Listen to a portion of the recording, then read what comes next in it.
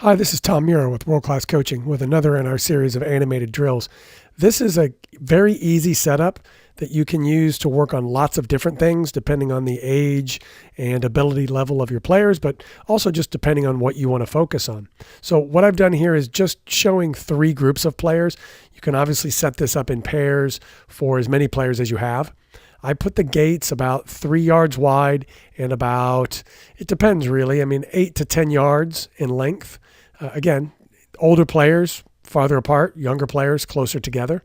And the idea here is one player checks to the gate in the middle to receive a pass from the player on the far side. When they receive that pass from the player on the far side, they turn and dribble out, as this player has here. So then they would turn and dribble out to the end line, back between the yellow cones in this case, and they'll dribble to the end. When they get to the end, they'll perform a change of direction move. And then at the same time, this player, instead of just standing there, this player then is making a run toward the middle in order to time their run to arrive as that player turns, as this player has. And then we have that pass again to the player in the middle who turns and continues the progression or the pattern by dribbling out, changing direction, passing back. So there's a lot going on here. Some of the most important things to focus on in the beginning is to make sure that the quality of the pass is good. We want to have a ball on the ground to their feet. I talk about being firm but friendly. You don't want a hard pass. You don't want a soft pass. So if you tell the players firm but friendly, so you're not trying to just blast it at them, but a firm pass will help that player in the middle receive it and turn. So now the player in the middle, if you're focusing on turning here, then obviously the service has to be good for them to work on turning. But then you're going to talk about the different kinds of turns, whether it be they open up and receive it on the inside part of their back foot. So they open up to the side, allowing the ball to drift across that front foot, receive it with the inside of the foot, then play it away with the outside of the foot, similar to like a Matthews movement where you go inside, outside with the same foot.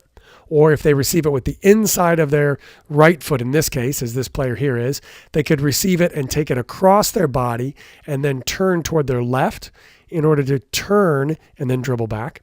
Or they could use the outside of their right foot and then, or in this case, maybe even since the ball's on this side, the outside of their left foot. So they're cutting against the grain. They're coming back to the ball here to receive it, but they're going to receive it with the outside of their left and then turn back. Or you could have it receiving between the legs, kind of behind the standing leg, almost like a Cruyff turn, where the player allows the ball to drift a little bit past, kind of underneath their legs, and then use the inside of the foot to tap it back behind the standing leg, and then dribble back. So you have those different kinds of turns. There are obviously many different kinds of turns that you could use in the middle. Normally it's those four that I work with players on. And then when they get to the end, as this player has, then we'll have them perform some kind of change of direction, whether it be one where they stop the ball with the sole of one foot, play away with the outside of the other foot. So if you can imagine, stopping the ball with your left foot, the sole of it, hopping over that ball with your left foot and then playing it away with the outside of your right. So kind of trying to keep it in bounds, if you would, reach out and stop the ball, then play it back in. Or they could perform a chop with the inside of the foot, where they use the inside of their foot to hook the ball back, or chop, I should say, the ball back across their body and into the field of play. Or they use the outside of their foot and they hook it back in. So when I talk about those movements, I talk about chop with the inside and hook with the outside. Or they could perform a Cruyff turn, where they use the inside of the foot to play the ball back between their legs in order to face the field again.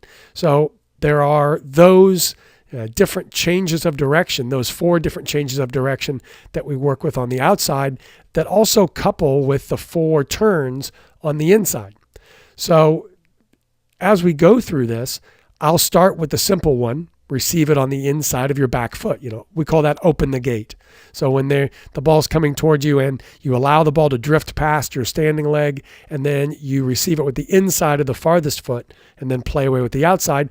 Well, when that player gets to the end line now, they're going to perform that bob movement, that body over ball movement, where they stop it with one foot, hop over, play away with the outside. So those are linked. when we do a chop with the inside of the foot in the middle, then we'll do a chop with the outside of the foot on the end, or the inside of the foot on the end. Likewise, hook. We'll hook it there. We'll croif it behind the standing leg, and then we'll croif it between the legs here. So we've connected all those movements. So we have a good pass, a good turn. When we talk about dribbling out, we're talking about, keeping the ball under control, but they can get it out of their feet and run with it. Because here we're not talking about dribbling in tight spaces. Here we're talking about running with the ball. So as they turn, getting the ball out of their feet and running with it is part of it.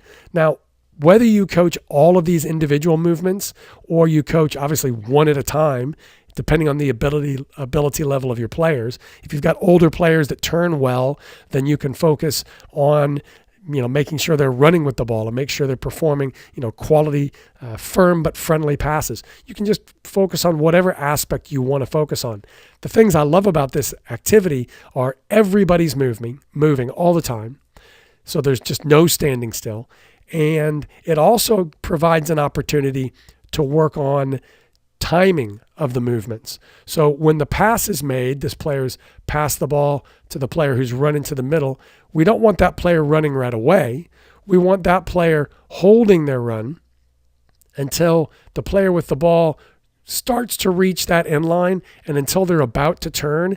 And the idea is that this player times their movement so that they're in the middle as the player with the ball is ready to pass. So they can even take 2 or 3 steps as the ball is coming toward them to then turn and go. So we don't want the player standing in the middle waiting, and we don't want the player on the end waiting to make the pass. So the timing of the movements. So I just like how this whole thing works together with everybody moving constantly, working on dribbling, passing, turning, and timing all together. Makes it a great warm-up for older players, makes it an easy environment to teach these different aspects of play to younger players.